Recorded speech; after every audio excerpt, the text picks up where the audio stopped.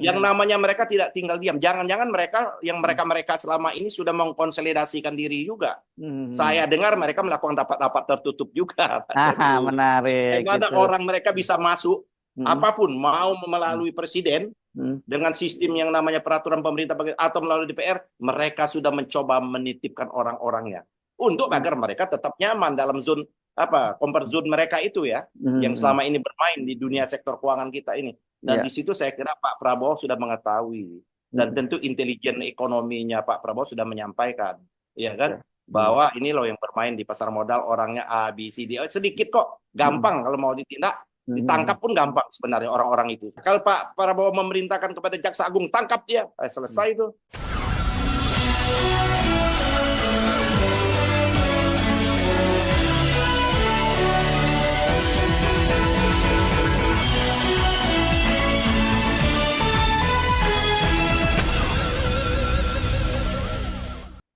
Halo, halo, apa kabar? Assalamualaikum warahmatullahi wabarakatuh. Senang sekali saya Hersunarif bisa kembali menjumpai Anda semua. Ini kalau sekarang ini ada yang orang paling berkuasa di OJK itu ada satu nama, Frederica Widyasari Dewi ya, karena dia ini sekarang merangkap 3 jabatan, ketua, wakil ketua, dan dia itu komite pengawas ya, dia kepala badan pengawas ya untuk kepatuhan di OJK. Ya, dan ini tentu saja kan nggak mungkin dibiarkan terus seperti ini, meskipun dia mengklaim bahwa nggak ada persoalan karena tetap berjalan pengawasan dan fungsi-fungsi seperti itu dia dengan merangkap 3, tapi jelas Presiden ini harus segera memilih dan menunjuk siapa yang akan menjadi ketua dan wakil ketua. Dan ini kan orang banyak lihat kalau prosesnya seperti ini akan bakal lama ini, kekosongan di OJK, dan itu akan menambah buruk ya citra Indonesia juga, dan itu yang paling penting pasar yang akan bergejolak gara-gara itu. Oke, saya ajak Anda untuk berbincang dengan ini pakar hukum tata negara, tapi orang tahunya pasti ini anggota DPR, apalagi anggota DPR-nya Komisi 3 lagi gitu ya. Dr. Ahmad Yani. Assalamualaikum. Waalaikumsalam warahmatullahi wabarakatuh. Apa kabar Mas Hersu?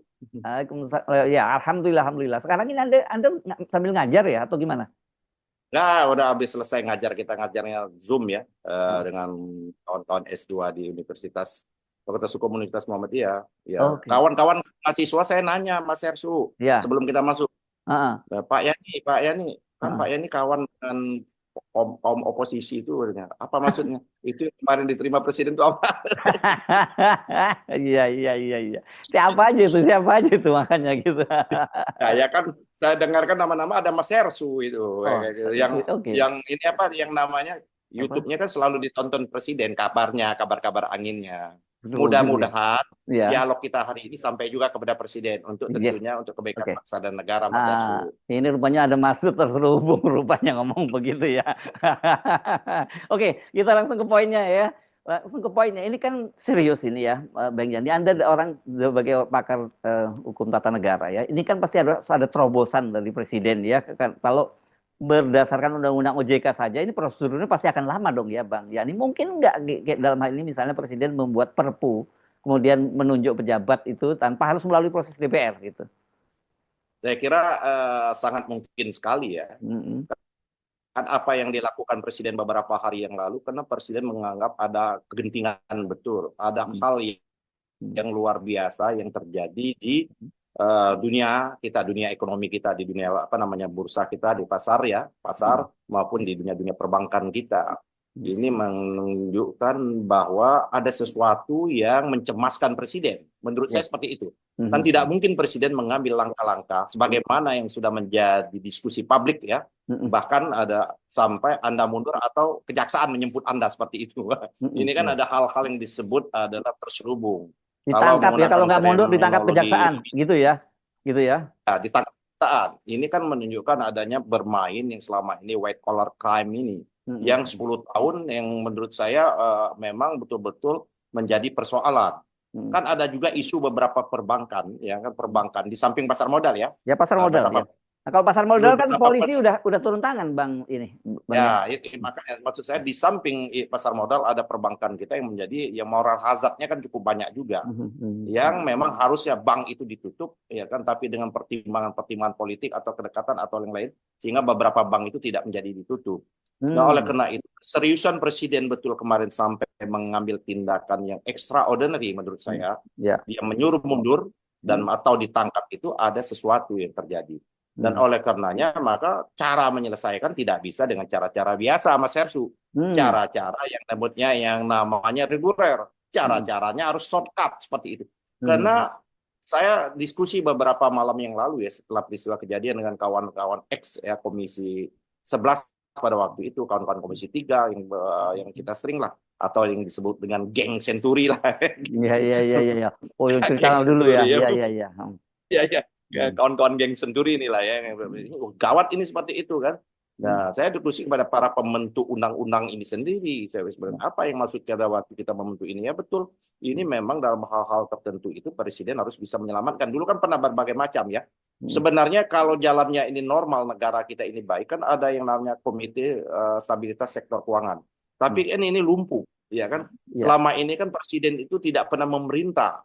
Nah, kan itu yang saya sampaikan di tempatnya rumahnya Said Didu. Hmm. Presiden asik kata orang kan menjalankan program, tapi bagaimana menata ekonomi itu belum kelihatan. Hmm. Nah, ini saya kira Presiden Prabowo ingin menjawab. Hmm. Saya mau menata ekonomi nih. Nah, Hmm. saya kalau ada orang-orang yang merintangi itu, saya sikat seperti Sikat itu. aja. Hmm. Tapi tidak cukup dengan yang namanya pidato di podium. Sebagaimana dikemukakan Presiden. Dia Hmm. harus mengambil langkah-langkah yang namanya extraordinary. Pertanyaannya, apakah langkah-langkah extraordinary yang akan dilakukan oleh Presiden dijamin atau disediakan oleh konstitusi kita seperti itu? Hmm. Karena kan tidak boleh juga atas nama negara, atas nama kedaruratan, atas nama rakyat, atas nama apapun melanggar konstitusi. Itu juga tidak boleh. Yes. Itu disebut Hmm. dengan teori hukum tata negara, itu disebut Hmm. diktator constitutionalship. Itu juga nggak boleh. Ya, ya, ya. Sebagaimana rezim Orde Baru kan seperti itu. Hmm. Nah, oleh karena itu, maka harus kita letakkan betul dalam kerangka kita berbangsa, bernegara berdasarkan konstitusi kita. Nah, Hmm. di mana letak konstitusi kita diberikan ruang sama Pak Pak Prabowo itu pasal 22 dalam Undang. hal ihwal kegentingan yang memaksa ya Presiden berhak diberikan otoritas untuk mengeluarkan peraturan pemerintah pengganti undang-undang. Dia bisa mengambil tindakan cepat. Jadi Hmm. setelah dia pidato dalam imajinasi saya Mas Hersu ya, Ya, ya, ya. setelah dia pidato kemarin dia tangkap, dia ganti orang dipaksa mundur, itu besoknya Hmm. harusnya dilakukan tindakan-tindakan yang real. Yaitu segera Oh. dia mengeluarkan perpu, segera dia menunjuk orang untuk mengisi kekosongan ini. Karena kalau kita mau lihat realitas yang ada sekarang ini, hampir surplus negara kita ini ya memang di sektor keuangan ini, Mas Ersu. Di samping ada sektor hukum. Sektor keuangan ini hampir 70-75%. Ini menurut kawan-kawan saya yang tadi bagian ekonomi tadi Komisi 11 betapa pentingnya. Jadi ini tidak boleh kekosongan kealpaan seketika itu. Apalagi sekarang dirangkap tadi, ya kan? Dirangkap-rangkap kan? 3 Sudah jabatan. Iya. ya, 3 jabatan. Apalagi komposisi kalau kita mau lihat apa kalau melacak orang itu apa istilah itu? Saya lupa. Track record. Men-track record ini sesungguhnya ya jujur ya, Hmm. komisioner ini saya ingin menyatakan lah ya kurang pas lah di OJK itu gitu. Tapi kan karena ada playing politik sehingga Ya. menempatkan mereka di sana. Ini ada kepentingan para oligar, ada kepentingan mereka Oh, yang gitu ya. selama ini bermain di pasar modal, bermain di perbankan. Ya, dia yang memainkan bagaimana pengawas, saya harusnya menjadi pengawas, menjadi alpa ya. Ibaratnya kalau Hansip tengah malam disuruh jaga rumah, dia tidur kayak gitu loh. Tidur Itu atau malah maksud nyuruh masuk, malah nyuruh orang atau masuk. menyuruh masuk. Ayo masuk segera. Iya, iya, iya, iya, iya, iya. Oke, Jadi bentar ada dulu. perangkatnya di Ya, pasal 22 itu menurut saya Mas pasal Ersu. 22 Undang-Undang Dasar 45 ya. Undang-undang dasar. Ini Hmm. hal ihwal kegentingan yang memaksa. Hmm. Kalau tidak hal ihwal kegentingan memaksa, tidak mungkin Presiden menyuruh mereka mundur atau jaksa menyemput kan seperti itu. Iya, iya. Harusnya Hmm. harusnya selaras dan senapas dengan tindakan yang konkret. Hmm. Tindakan konkret itu harusnya ini kita udah terlambat nih Mas Ersu. Menurut Hmm. saya sudah kita terlambat berhari-hari ini. Harusnya Iya, segera dengan tindakan yang nyata seperti itu. iya. Gitu. Nanti dulu, kalau soal Perpu ini kok sebenarnya dengan tadi apa kriteria kegentingan memaksa. Tapi Pak Jokowi pernah bikin Perpu soal apa Omnibus Law. Iya, iya, iya. Apakah Ah, itu genting? Itu yang genting itu apa kegen, ya? Siapa yang genting itu?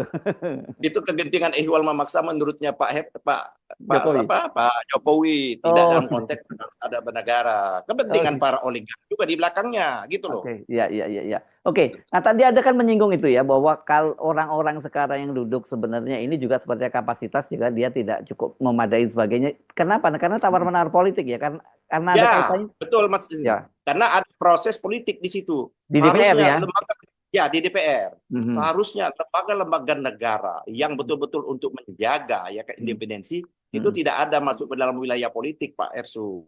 Harus Hmm, betul gunakanlah kewenangannya presiden itu. Karena mhm, kalau terjadi bangsa ini roboh, negara ini bangkrut, yang diminta pertanggungjawaban bukan DPR, mhm. presiden. Karena sistem Oke, kita presidensial seperti ya, itu.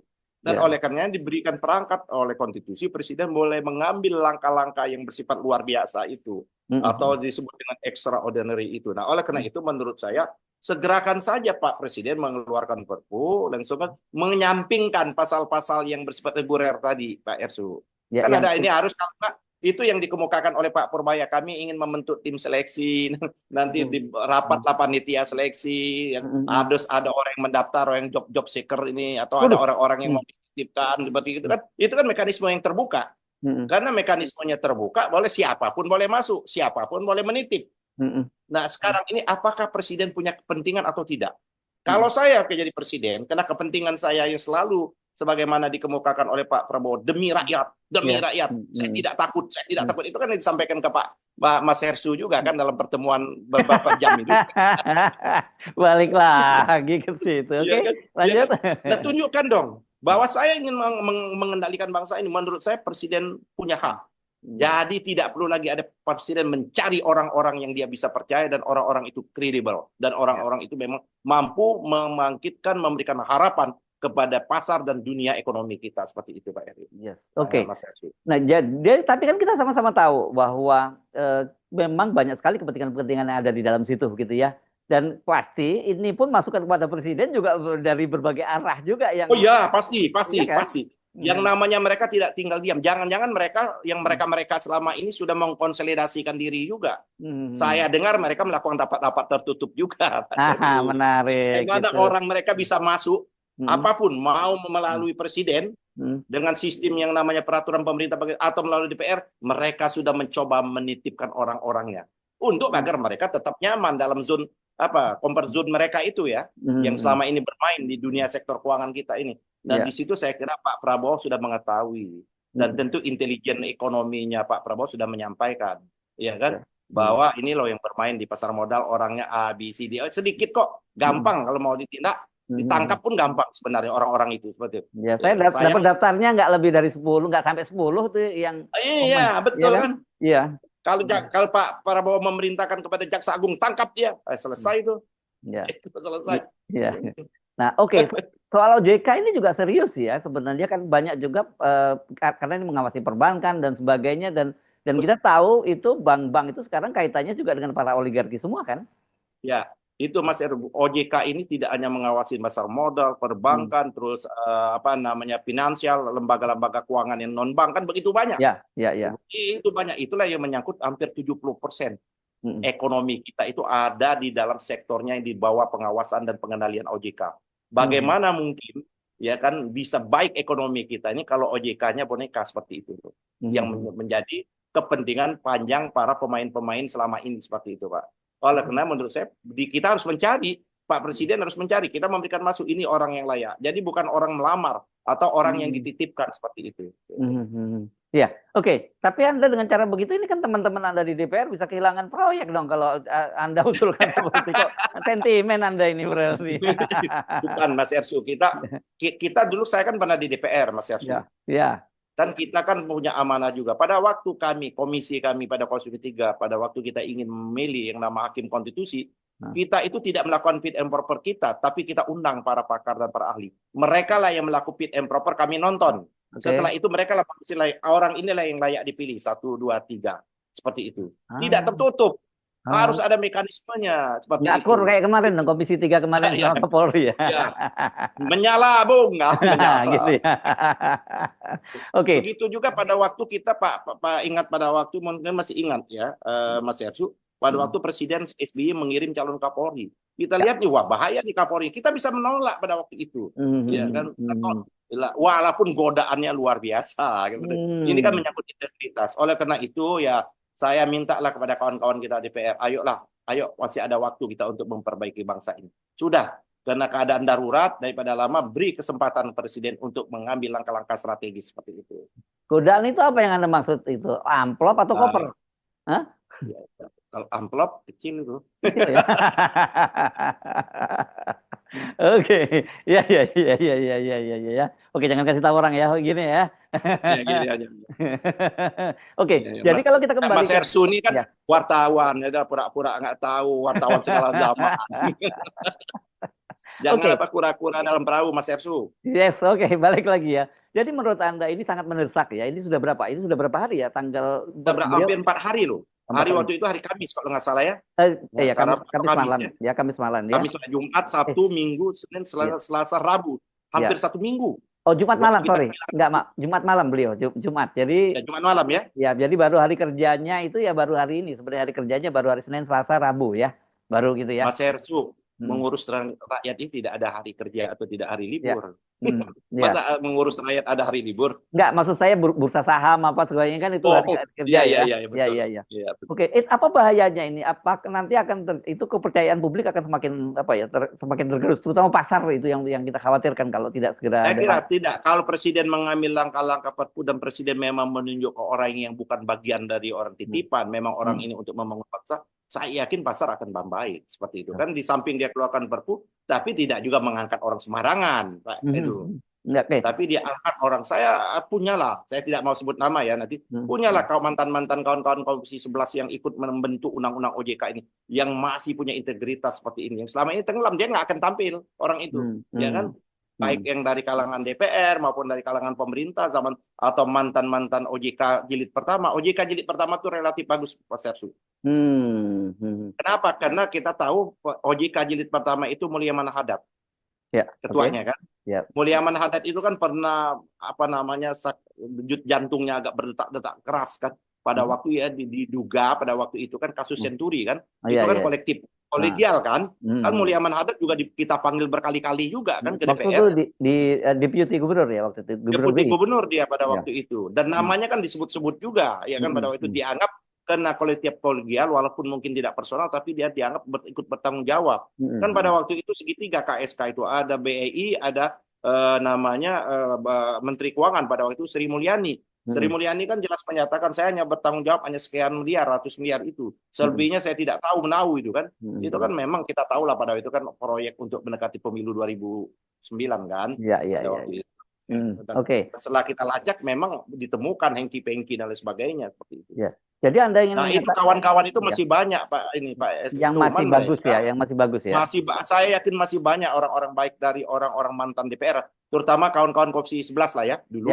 Maupun mantan-mantan OJK yang lama dan lain sebagainya, levelnya pada waktu itu deputi dan masih banyak. Tapi mereka cukupnya diam dan ngomongnya diskusi terbatas, tidak mau juga terbuka mereka seperti itu. Nah, kekhawatiran Anda ini, kenapa Anda mengusulkan Pak Prabowo menerbitkan Perpu untuk menunjuk komisioner di OJK itu lebih pada kecepatan atau juga kekhawatiran kalau kemudian proses ini ke DPR itu prosesnya panjang tapi juga kemungkinan akan terjadi permainan di DPR gitu. Pertama, wasting time ya, waktu ya. Itu sangat penting Mas Sersu. Karena dalam bidang ekonomi waktu itu menentukan kita bangkit atau tidak bangkit. Itu yang pertama. Yang kedua tadi kalau dikirim ke DPR mekanisme waktunya lama dan ada pilihan, ya kan? Proses pilihan-pilihan inilah yang saya takut, betul. Ya terjadilah hengki-pengki terlalu kasar ya. Ya terjadilah kepentingan-kepentingan lain lah, tidak sebagaimana kepentingan yang diinginkan oleh Pak Presiden seperti itu loh. Oh jadi artinya Pak Presiden bisa kebobolan juga ya kalau di DPR? Bisa kebobolan seperti itu. Nah, ini kan kadang-kadang Pak Prabowo kan tidak mengetahui semua secara detail Pak. Kan Presiden kan tidak mengetahui yang secara yang detail seperti itu. Kalau disodorkan beberapa nama pilihan ini melalui pansel, kan Pak Prabowo ini tidak bisa menolak. Mekanisme pansel memberikan 6 orang, ternyata 6 orang ini bagian dari titipan, Pak Presiden tidak punya kemampuan untuk menolak itu. Pak Presiden hanya menyalurkan, jadi dia sebagai kayak kantor pos. Bagaimana menempatkan presiden sebagai kantor pos seperti itu loh. Yang itu kalau melakukan yang namanya pola reguler seperti itu. Padahal dari sisi presiden harus menyelamatkan bangsa negara dan terutama di sektor keuangan. Jangan jadikan presiden kita sebagai kantor pos. Hanya sebagai penyalur dari pansel terus ke DPR. Kan penyalur dia. Kalau terjadi apa-apa kayak sekarang ini, siapa yang harus bertanggung jawab sebenarnya nih? Kalau saya bertanggung jawab, ya panitia yang pada waktu itu dan presiden yang menyampaikan orang-orang ini ke DPR sehingga orang-orang ini terpilih menjadi komisioner sekarang ini, gitu loh. Ya. Oke, tapi kan saking begitu kuatnya pengaruh ini ya para oligarki, para taipan pemilik modal dan sebagainya ini, dan mereka akumulasi kapitalnya juga udah sangat gede. Apakah luar biasa betul. Ya. Kan presiden juga bisa disabot oleh mereka ini kalau tidak apa-apa. Tapi kan berdasarkan keterangan dari Mas Hersu, kawannya Mas Hersu, pada skala terbatas, bahwa tekad bulatnya presiden kan tidak diragukan, ya kan? Untuk bagaimana dia memberantaskan para oligarki, ya kan? Itu kan ada niat, ya. Ada niat, ada keinginan presiden kan kita tidak ragukan itu kan. Tapi yang persoalan itu bagaimana mengimplementasikan niat luhur itu kepada kegiatan-kegiatan yang bersifat praktis dan praksis itu. Kegiatan yang bersifat praktis dan praksis itu ada yang namanya di parlemen. Ini yang kita takutkan itu, Mas Hersu. Niat yang besar itu, yang niat presiden untuk menyelamatkan sektor keuangan ini begitu bagus dan mulia itu, tak kalah diturunkan dalam kegiatan yang praktis dan praksis ini bisa jebol gitu loh. Tetapi kan partai-partai ini semua pendukungnya presiden kan? Tidak. Kalau tadi melalui ternyata yang disajikan A, B, C, D, E, F itu ya, kayak melempar buah dadu, yang dadunya sudah tersedia, kan dadu itulah yang muncul. Tidak mungkin dadu yang lain yang keluar seperti itu. Ya. Jadi dia tidak mungkin bisa mengintervensi pansel dan sebagainya. Menurut saya ini waktunya presiden menunjukkan saya presiden Republik Indonesia. Saya bertanggung jawab terhadap rakyat Indonesia dan saya mengambil langkah-langkah ini. Nanti kan diuji langkah-langkah presiden itu seperti itu. Ya. Oke, ini memang ini benar-benar kritikal kritikal situasi yang sangat kritis ya situasinya hari-hari ini sebenarnya. Ya, kecuali presiden menganggap situasi ini tidak kritis, lain lagi kita. Kalau presiden menganggap ini tidak kritis menjadi paradok ya apa yang dia lakukan beberapa hari yang lalu gitu. Iya dong, karena sampai ada perintah mundur atau ditangkap dan ya itu kan hal yang kritis kan. Dan saya menyetujui itu. Saya mendapatkan informasi mereka sudah terlalu kaya, Mas Hersu. Sudah cukup lama mereka bermain di situ itu. Udah stop lah. Seharusnya orang-orang itu ditangkap itu seperti itu. Kan kita Mas Hersu tahu lah nama-namanya juga siapa. Pemain-pemainnya itu saja seperti itu loh. Dari dulu ya. Ya. Oke, jadi kalau ini kan betul-betul menjadi otoritas dari presiden ya, kalau namanya Perpu itu ya. Jadi dia mengenyampingkan pasal-pasal yang ada di Undang-Undang OJK itu, ya kan, untuk mengisi kekosongan yang ada ini. Ini kan kekosongan yang ada. Dia kesampingkan pasal-pasal itu boleh, itulah dikeluarkan Perpu. Cukup mengamandemen 2 pasal atau 3 pasal atau 1 pasal, nggak banyak. Ya kan. Kalau presiden minta saya outsourcing membuatnya, saya buat. Gampang, karena saya lama di badan legislasi, jadi paham bagaimana membentuk peraturan pemerintah, bagaimana membentuk kepres, saya paham banget. Dan saya memang legal drafter, hukum tata negara, hukum tata negara murni. Seperti itu. Jadi itu memang betul-betul semacam otoritas atau apa sih kalau hak prerogatif dari presiden ya? Hak prerogatif ya, itu yang diberikan oleh konstitusi, gitu loh. Kenapa ini diberikan hak? Karena itu tadi saya kemukakan, presiden itu adalah yang diberikan mandat oleh konstitusi berdasarkan pembukaan Undang-Undang Dasar menyelenggarakan pemerintahan itu ada dengan sistem kita presiden, tidak lembaga lain. Makanya tidak ada di negara ini menyatakan kami independen loh. Di mana independen? Anda dalam negara kok. Anda dibayar juga melalui mekanisme, semuanya diangkat oleh Kepres. Tidak ada satu tuh institusi atau pejabat negara tanpa diangkat melalui keputusan presiden. Tidak ada satupun. Oke, ini kan Anda sebagai ahli hukum tata negara, tentu Anda mesti jelaskan dulu ya. Karena kan sebenarnya gini, sekarang itu yang disebut pembentuk undang-undang itu kan pemerintah dan DPR, ya kan? Iya. Kan begitu. Nah, kalau presiden kemudian punya hak yang tadi itu, ya prerogatif yang disebut tadi Perpu dan sebagainya gitu. Tapi DPR sendiri bisa nggak itu kemudian melakukan perlawanan terhadap itu ketika dia misalnya tidak sepakat dengan presiden? Boleh presiden, tapi bahwa ini eksis dulu. Maka nanti Perpu itu diuji lagi pada sidang berikutnya. Tidak ke Mahkamah Konstitusi, bukan? Nah, boleh DPR. DPR. Kan peraturan pemerintah pengangkatan undangan itu berlaku sejak di diundangkan oleh atau sejak ditetapkan oleh Presiden. Oke. Nanti baru diuji oleh DPR sebagai mekanisme ya. Apakah ada kepentingan pribadi Presiden mengeluarkan Perpu atau tidak itu nanti diuji oleh rakyat, oleh masa sidang berikutnya. Tapi ini selamat dulu bangsa ini. Ekonomi kita selamat, itulah gunanya. Banyak sekarang. Kalau yang menggunakan instrumen Perpu yang paling banyak ini Jokowi, nomor 2 SBY, gitu loh. Oke. Dan ya dan itu, tapi waktu itu adakah nggak yang betul-betul genting dan mendesak di eranya Pak Jokowi itu? Perpu-perpu. Menurut saya nggak ada. Nggak ada ya? Nggak ada. Iya. Ya. Pak Prabowo, Prabowo ini kan genting. Ya, Pak Prabowo belum pernah ya? Pak Prabowo belum pernah. Satu pun belum. Belum ya. Kan? Okay. SBY beberapa kali dia mengeluarkan peraturan pemerintah pengganti undang-undang itu. Termasuk yang undang-undang pembelian kepala daerah ya, yang terakhir. Daerah. Ya. Padahal itu usul inisiatif dari Presiden SBY sendiri itu. Oh gitu. Iya. Nah, itu tema tersendiri lah kita ya. Enggak, tapi kan bisa berkelindung bahwa aspirasi publik menginginkan itu, sebagai presiden saya mesti mendengar lah, kan gitu. Ya. Oke. Jadi kalau dalam situasi ini artinya Anda presiden akan mengambil langkah seperti ini, dan menurut Anda DPR juga pasti tidak akan melakukan langkah apapun, dia akan mengingat partai-partai. Kalau DPR mempersoalkan berarti DPR punya agenda lain dong. Gitu. Lu punya agenda lain dong berarti. Lu tidak senapas dan tidak selaras dengan presiden. Boleh lu uji nanti, jangan sekarang. Lu nggak sedang boleh istilahnya, tapi lu uji nanti masa-masa sidang berikutnya. Presiden kan punya argumentasi. Ternyata setelah ini kan ada wacana dia menunjukkan kinerja yang baik dan sebagainya yang diangkat ini, kan itu bentuknya. Dan rakyat pasti ada di belakang presiden, gitu loh. Mekanismenya apa itu? Sebentar, mekanismenya apa namanya itu di DPR? Nanti kan dibawa, Perpu ini dibawa oleh pemerintah ke DPR untuk pengesahan berikutnya. Kalau DPR tidak mempersoalkan, maka dia menjadi undang-undang, kayak seperti itu. Oke ya. Jadi tidak semata-mata harus dibawa ke nunggu dulu di Mahkamah Konstitusi, nanti enggak seperti itu ya. Ya. Tapi Perpu bisa juga kan dibawa ke Mahkamah Konstitusi. Boleh, tergantungnya nanti. Tapi sepanjang itu belum dibatalkan dan belum diputuskan, masih itu eksis. Oke. Tapi kalau sekarang kemudian hakim Mahkamah Konstitusinya udah mulai nambah dari orang DPR juga, kan jadi ribet nih. Kalau kayak gitu Presiden bisa mengambil langkah-langkah extraordinary yang lain. Apa itu misalnya? Dia punya langkah yang lain. Nggak perlu kita sebutkan. Gitu. Ada langkah extraordinary yang lain dong. Ya. Oke, jadi jadi peristiwa ini kan terjadi tidak hanya di Indonesia, di Amerika kan berulang kali proses yang seperti itu terjadi. Ya, jadi ini semacam apa ya? Strong recommendation gitu ya buat Anda ya. Rekomendasi sangat kuat untuk Presiden segera menerbitkan Perpu ini untuk. Ya, jangan sampai terlambat. Ini kan jangan sampai terlambat. Kalau menggunakan instrumen yang biasa, lambat. Dan kita belum tahu juga hasilnya baik atau bukan. Apakah itu orangnya presiden atau bukan. Presiden kan nggak boleh dia mau cawi-cawi dalam proses yang reguler. Nggak boleh.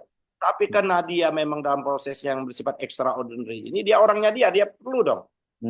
Kalau dia opening terbuka itu, pembukaan dalam rekrut terbuka, maka tidak boleh ada cawi-cawi.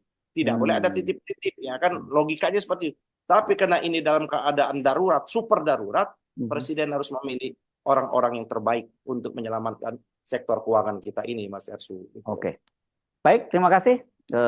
Associate Profesor Dr. Ahmad Yani. Ini orang nggak tahu kalau Anda sebentar lagi jadi profesor ya. Sekarang masih Associate Profesor. Kalau saya nggak ngurusin lagi, Mas. Saya Associate Profesor itu sejak tahun 2004. Oh, udah lama. Udah lama sekali saya itu. Tapi berhenti sebentar karena saya di DPR kan saya cuti. Saya di DPR itu kan cuti ngajar dan cuti menjadi advokat seperti itu. Biasanya waktu anggota DPR tuh malah dikejar tuh gelar-gelar tuh supaya bisa dipajang di mana. Supaya bisa dipajang, dan banyak yang jadi profesor toh. Iya. Oke, terima kasih Bang Ahmad Yani, sampai ketemu lagi. Assalamualaikum warahmatullahi wabarakatuh. Waalaikumsalam warahmatullahi wabarakatuh.